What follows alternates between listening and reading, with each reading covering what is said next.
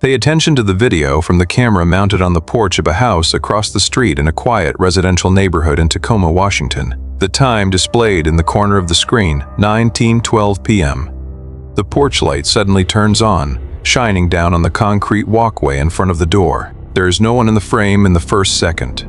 Then the door opens from the inside faster than necessary. A man appears, about mid-30s, with a sturdy build and decisive movements. He holds the door with one hand, then bends down and pulls a child inside. The child is crying. It is not the familiar intermittent crying of a tantrum. The child's two hands grip the doorframe for a very brief moment before being pulled inside. The man does not look outside. He does not pause. The door closes, but in the next 2 minutes, 2 911 calls are made almost simultaneously. The first caller says they heard a scream. The second says they are not sure, but something sounded wrong. No one saw what happened inside the house. They only heard it. Pierce County Police are dispatched to the scene at 9:17 p.m. A patrol car appears at the end of the camera frame, moving slowly along the curb. The emergency lights are not on. At this point, it is still being treated as a routine welfare check. The car stops in front of the house. 2 officers get out. They stand still for a few seconds observing. The front windows are dark. The curtains are drawn tight. There is no light inside, no movement. One officer walks up the walkway and knocks on the door 3 times. The sound of the knocking echoes clearly in the quiet space. They wait. There is no immediate response. The other officer tilts his head, as if listening for any sound from inside. Nothing. Only silence. Then the door opens. The same man from the earlier video appears. He is calm, not breathing heavily. No signs of a recent struggle. He introduces himself as Daniel Carter. When asked about the noise, he says his daughter is just having a meltdown. A long day.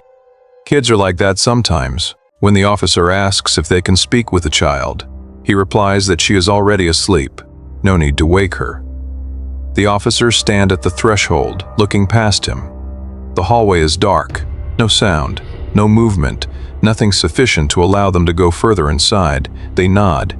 The exchange ends quickly. The 2 officers turn to leave, but as they step down from the porch, one of them slows down. Not because he saw anything, because he noticed something else. A smell. Faint at first. Hard to identify. Not like garbage, not like spoiled food. A strange smell, fleeting but enough to make him stop. He mentions it to his partner. They pause for a few seconds. Then they decide not to leave right away. They walk around to the back of the house. The backyard is much darker. No lights. Only the beams from their flashlight sweeping along the wall. The grass is overgrown. No signs of recent activity, but in the far corner of the yard, there is a low door almost sunken into the ground. A side door. Old metal, but the lock is new. Very new. One officer approaches. He knocks hard. Pierce County Sheriff's Office. If anyone is in there, answer. There is no response in the first few seconds. Then they hear it. Very faint. Not footsteps. Not an object. A weak sound, as if someone had just moved in an enclosed space. The 2 officers look at each other. No words needed. They call dispatch for emergency lock-breaking permission. The authorization is granted almost immediately. Metal cutting tools are brought out. The blade touches the lock. Sparks fly in the darkness. The metal makes a sharp sound and then snaps. The door is pulled open. The smell pours out stronger, heavier, unmistakable. The smell of a sealed space, of an uncared-for body, of time accumulated in a place with no air circulation. One officer turns on his flashlight and steps down first. Narrow stairs, cold concrete, step by step. When they reach the bottom of the stairs, the light sweeps across the room. No windows, no natural light, no signs of a normally used space. Then they see the child, in the corner of the room. Body curled up, not reacting immediately to the light shining on her, as if light itself is something unfamiliar. One officer kneels down, keeping his distance, and calls gently. There is no immediate response. He moves closer. When his hand touches the child's shoulder, the reaction comes slowly, very slowly. She is alive. but her condition does not match an incident that just happened in the last few minutes. Dirty clothes, dry skin, slow responses, unfocused eyes. One officer immediately calls for an ambulance. The other sweeps his flashlight around the room. No windows, no other exits, no signs that the child could have gone down there by herself. No toys, no personal items, only an empty, enclosed space that had been locked from the outside. When they return upstairs, Daniel Carter is no longer at the door. He is no longer in the house. No sound, no movement. No one confirms where he went in that short period of time. And it is at that moment, as the child is carried up the stairs and the ambulance lights begin to shine into the backyard, that the officers realize what they are facing is no longer a welfare check. This is a case of unlawful confinement. A child had been held in an enclosed space for an undetermined period of time, and the man who had just stood at the door and said everything was fine is now gone. Go back to the original video and look closely at the man who opened the door for the police. His name is Daniel Carter, 34 years old, a former soldier who was recently discharged after many years of service in the engineering corps, someone who had only recently returned to civilian life and was still in the process of adjusting to a completely different pace of life. Records show he was living in that house with his 4-year-old daughter, Emily Carter, a child who, according to descriptions from school and people who had interacted with her, was energetic, friendly, but also emotional and reacted strongly when under stress. Daniel's wife, Rachel Carter, is currently serving at Fort Cavazos, Texas, and has been away from home for many consecutive months, which means that during that entire time, Daniel was the only one caring for his daughter, handling everything from daily routines to the emotional outbursts that a 4-year-old child might experience. Neighbors describe Daniel as quiet, polite when necessary, but not proactive in communication. The type of person who could live next to you for years without leaving a clear impression. No history of disturbances, no reports of violence.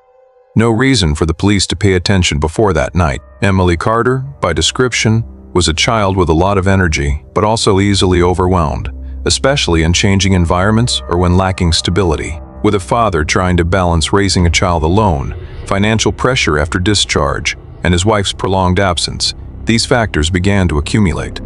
Lack of sleep, constant stress, no direct support system. These things do not appear in official records, but they are present in the gaps between the lines of data. Short conversations with neighbors, times when Daniel stood longer than usual in front of the house, as if trying to delay going inside.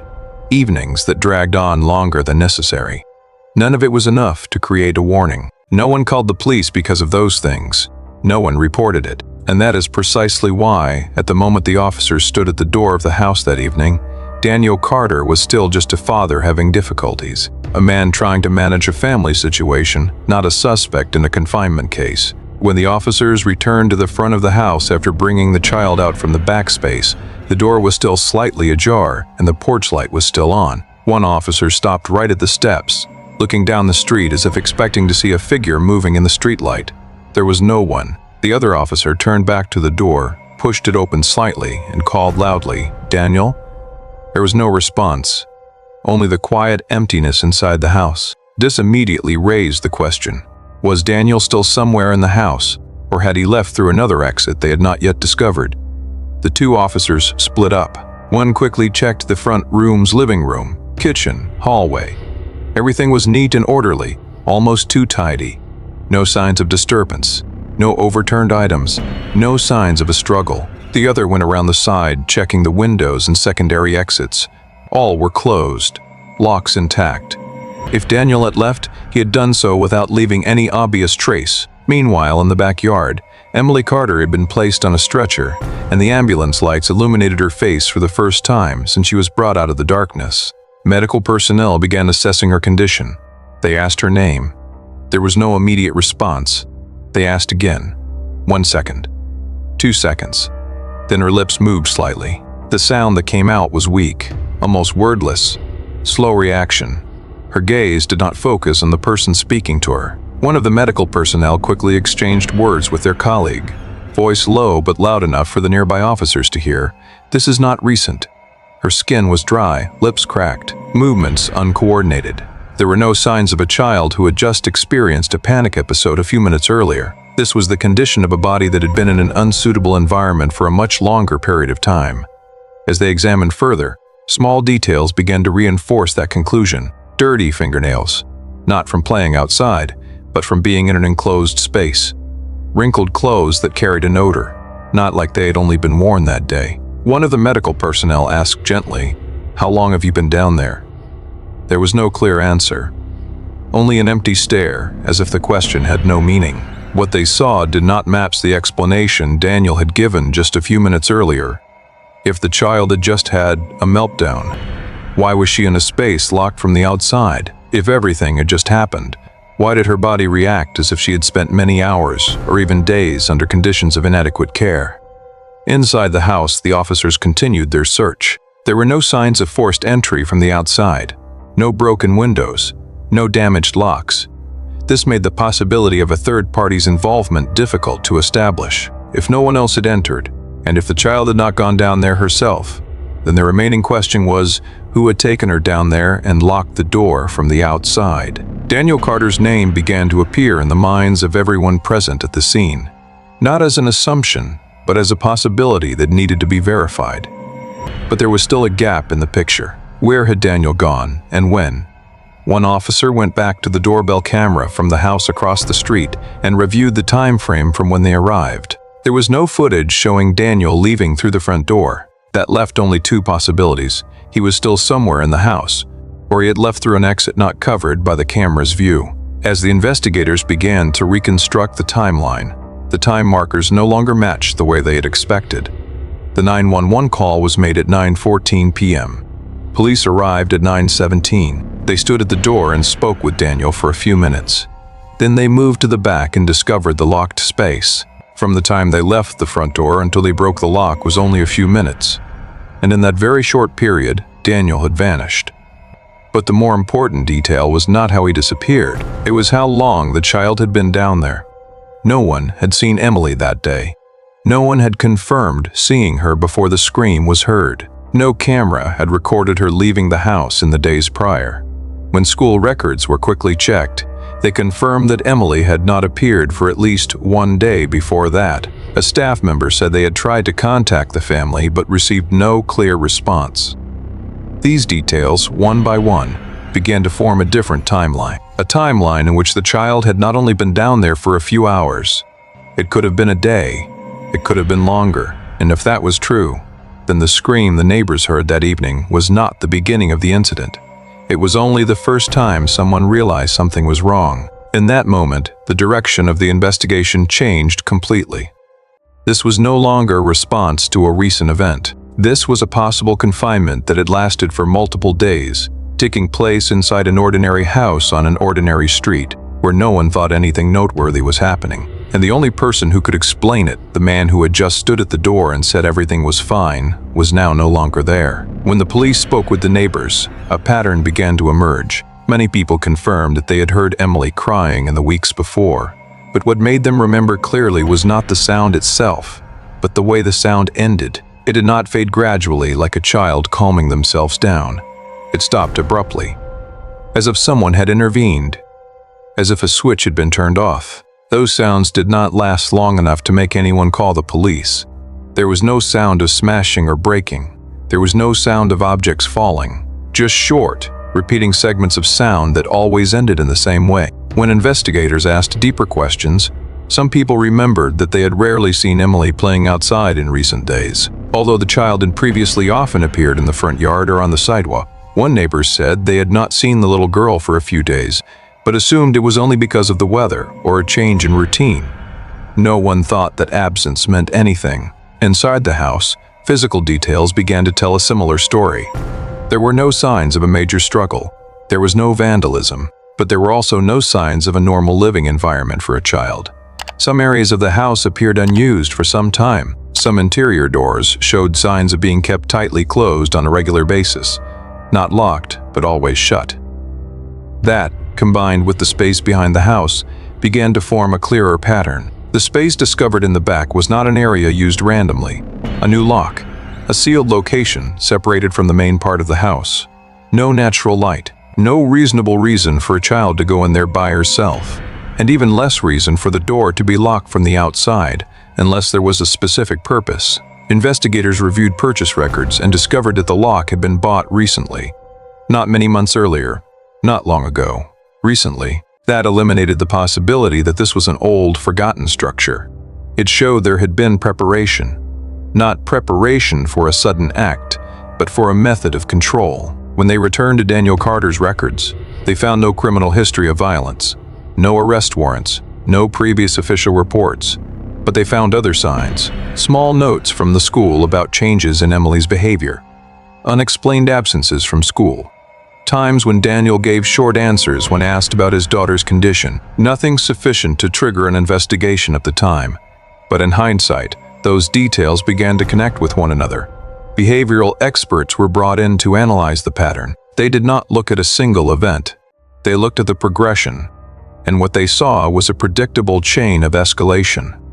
At first it was control of speech, scolding, threats, then control of behavior, restricting movement, reducing contact with the outside, and finally, control of space, isolation, keeping the child in a specific area, not all at once, not in a single day, but through many steps, each one smaller, less noticeable, but each one moving the situation further away from normal.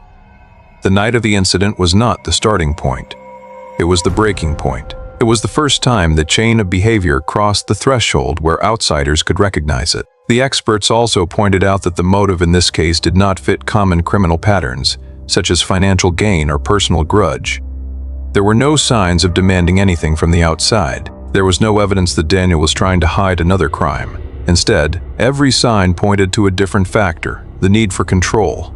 A need that began at a low level, possibly disguised as discipline, but gradually became more extreme when there was no outside intervention. When control of speech was no longer enough, it shifted to control of behavior.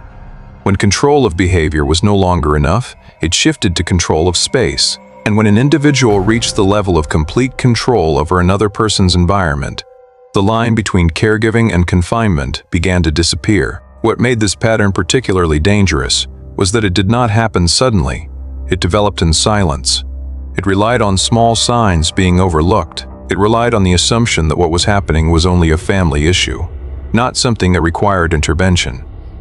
And that is precisely why it has the potential to recur, not only in this case, but in any environment where isolation can occur without being detected. When the investigators completed their initial analysis, they did not just see a locked room behind a house, they saw a process, a chain of escalating behavior that could be traced back through time, step by step, until there was no longer any point that could be called normal. When Emily Carter was taken to the hospital, the doctors did not only focus on stabilizing her immediate physical condition, but also closely monitored signs that her body and mind had been affected over a longer period than the initial scene suggested. In the first few hours, her responses remained slow, her gaze could not hold a focus, and her ability to communicate was almost non-existent. But after 24 hours of treatment, as her body began to recover gradually, the first changes appeared.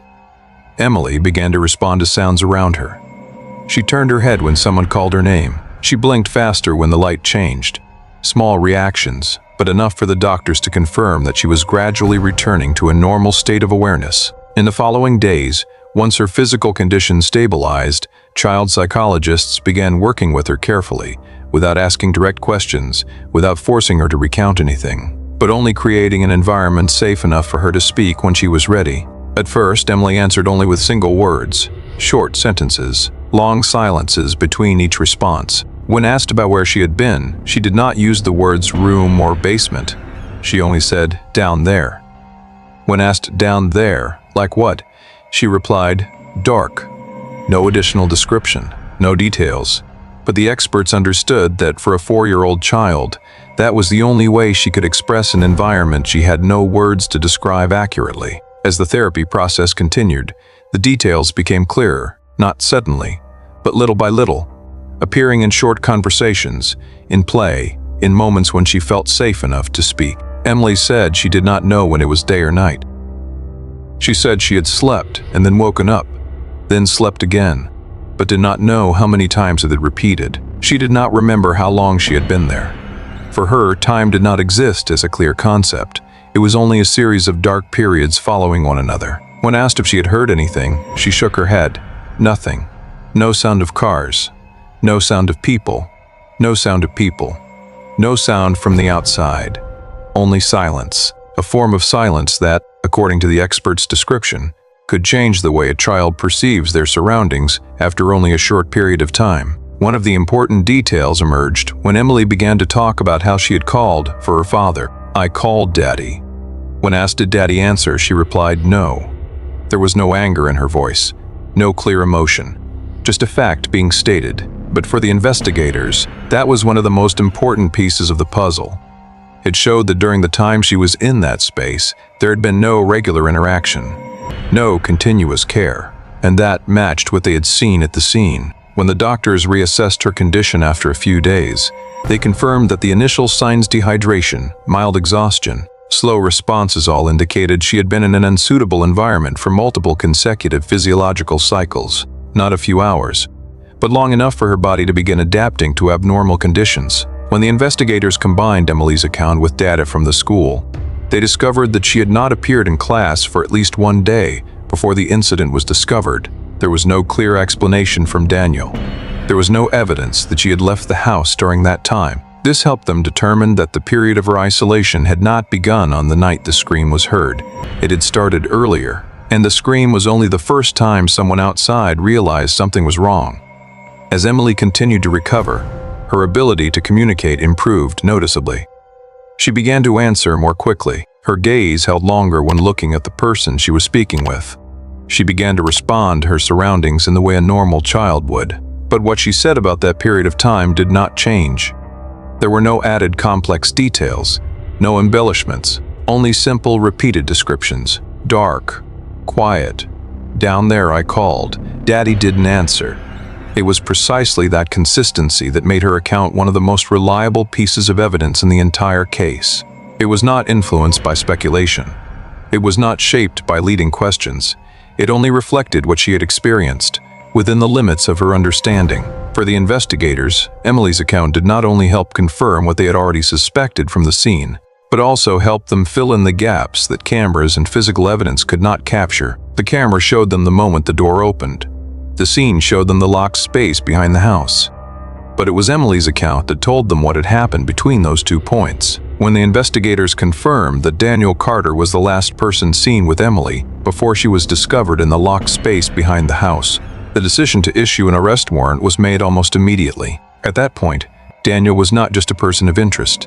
He was the center of the case. An internal bulletin was sent out within the Pierce County system, and then expanded to neighboring units, providing a detailed description of Daniel, any vehicle he might be using, and the last time he was seen. At the same time, the investigation team began exploiting data from cell phones and traffic cameras in the area. Cameras on the roads leading out of the residential neighborhood were reviewed according to the timeline from the moment the police first approached the house. One of the first images identified was a vehicle leaving the area just a few minutes after the 2 officers moved to the back of the house. The timing matched almost exactly with the period when Daniel disappeared from the front door. The license plate was quickly cross-checked. It matched. It was Daniel Carter's vehicle. This confirmed that he had left while the officers were at the back of the house, in a very short window of time, enough to avoid direct attention, but not enough to escape the range of the cameras. From there, a direction of travel began to be established. Traffic cameras along the main routes were checked in sequence, point by point, following the principle of reconstructing the journey. The vehicle appeared at multiple locations, each a few minutes apart, forming a clear path leaving Tacoma. Cell phone data was requested from the carrier to determine the location of Daniel's device during that period. Cell towers showed that his phone was moving in the same direction as the vehicle, leaving the city area and heading south. There were no signs of prolonged stops at any point in the initial phase. This indicated that he had not just left in panic. He was moving with a clear purpose. A manhunt was launched with coordination among multiple units, including local police, Washington State Patrol, and Highway Patrol units. Information was shared in real time. Checkpoints were set up at high-probability points along the routes Daniel might take. Patrol teams were deployed along the interstate routes where cameras had shown the vehicle appearing. Meanwhile, the analysis team continued to update the phone's last known location, narrowing the search area hour by hour. A few hours later, a new signal appeared. A traffic camera in an area several hours' drive from Tacoma recorded Daniel's vehicle passing through at a steady speed, with no signs of attempting to avoid cameras or suddenly changing routes. This suggested he was not trying to disappear completely from the system. He was simply moving. This information was immediately forwarded to units in that area. A patrol team spotted the vehicle parked at a roadside rest area, separated from residential zones. There were not many vehicles around. No notable activity. The officers approached from a safe distance, observing before moving closer. Daniel Carter was sitting in the car. There were no signs of resistance. No signs of panic. When ordered to step out, he complied immediately. He did not run. He did not react strongly. There was only a prolonged silence. He was handcuffed on the spot, read his rights, and placed in the patrol car. Throughout the process, Daniel offered no explanation. He neither denied nor confirmed anything. When asked why he had left the house while police were still there, he did not answer. When asked about Emily's condition, he did not respond. That silence was not confrontational. It was like an emptiness, a refusal to engage in any exchange related to what had happened. The arrest took place while evidence at the scene was still being collected and analyzed. The investigation teams returned to the house, continued processing the scene, collecting physical evidence, and documenting details from the back space and the entire structure of the home. Meanwhile, Daniel Carter was taken to a holding facility to await formal questioning. The distance between where he was arrested and the house where Emily was found was not just a few hours' drive. It was the distance between two phases of the case. The phase where everything happened in silence, and the phase where the truth began to be revealed. And when the investigators began piecing together all the fragments, camera footage, phone data, the victim's account, and the crime scene, they realized that Daniel's departure was not a random reaction. It happened at the exact right moment, right when the incident began to be discovered, right when there was no longer any possibility of controlling the situation. And that was precisely what marked the end of the silent phase of the case. When Daniel Carter was brought to trial, the case officially opened at Pierce County Court in Washington State on November 18, 2025, just over 7 months after the night the first scream was heard on the quiet street in Tacoma. The courtroom was not overly large, but it was full. Local media were present. Some neighbors also appeared. Those who had heard the sounds that night but could not imagine what was really happening behind the closed doors. Daniel Carter entered the courtroom wearing a simple shirt, his hands cuffed for a few seconds before being removed according to procedure. He did not look around. He did not seek eye contact with anyone. He simply sat down and remained silent, just as he had done since his arrest. The prosecutor began their presentation not with the night at 9:12 p.m., but with the days leading up to it. They asked the jury not to look at just one moment, but at the entire chain of events that had led to it. Daniel Carter was charged with kidnapping, unlawful confinement, and endangering a child, but the prosecution's argument did not stop at proving the legal elements of each charge. They focused on proving that Daniel's behavior was not a single incident, but a pattern that had formed and escalated over time. Evidence was presented in sequence. First was the doorbell camera video, with the time clearly displayed, recording the moment the door opened and the child was pulled inside. The video was short, with no clear audio, but enough to raise the question that the entire trial revolved around what had happened after that door closed. Next were the 911 calls, played back in the courtroom. Hesitant, uncertain voices, but all repeating the same feeling: something was wrong. The witnesses' neighbors took the stand one by one, describing what they had heard in the weeks before. There were no dramatic details, no direct accusations, just sounds, sudden stops, nights they remembered for a reason they could not explain at the time. Then came the crime scene. Investigators presented images and diagrams of the area behind the house where Emily was found. The new metal lock was introduced as evidence. The purchase receipt was confirmed. Experts explained the structure of that space, how it was not an area used normally, and how a child could not have gone in there by herself and then locked herself from the outside. Medical reports were read in court. There were no sensational words, just the numbers. Dehydration, slow responses, signs of isolation in an environment without natural light for multiple physiological cycles. But the part that made the entire courtroom fall completely silent came from Emily Carter's account. When she appeared, there were no bright lights shining directly on her, no pressure. The questions were simple. Where were you? Down there. What was it like down there? Dark. Did you call anyone? I called Daddy. Did Daddy answer? No. No additional details. No long descriptions, but it was precisely that simplicity that made the account so powerful. It did not need explanation. It matched what the jurors had already seen in the previous evidence. Rachel Carter, Emily's mother, testified on the third day of the trial. She flew in from Texas, wearing her military uniform, and stood before the court describing the changes in her husband's behavior in the months leading up to the incident. Shorter phone calls, repeated answers that everything was under control. There was no single specific moment she could point to as the beginning.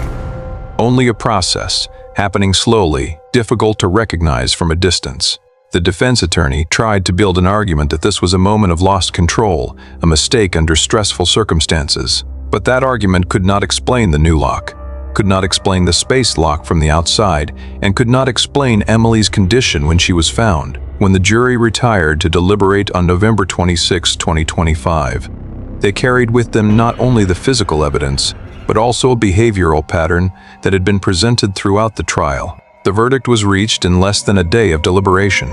Daniel Carter was found guilty on all charges brought against him. Sentencing was pronounced on December 3, 2025, in the same courtroom, with a sentence that reflected the prolonged and systematic nature of the behavior, not based solely on a single incident. But the impact of the case did not end with that sentence. In the months following the trial, the Pierce County Sheriff's Office conducted a review of its procedures for handling calls involving screams or unusual sounds in residential areas. Officers were retrained to pay attention to smaller details, to signs that were unclear but could be the beginning of a larger pattern.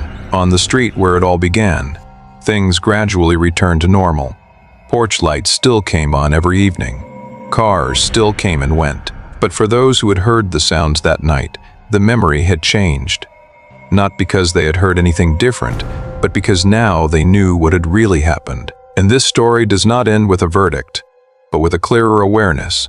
Sometimes, the most important signs are not what we see, but what we hear and choose to ignore. If you find this story thought-provoking, please hit subscribe so you don't miss the next cases. Thank you for watching, and see you in the next stories.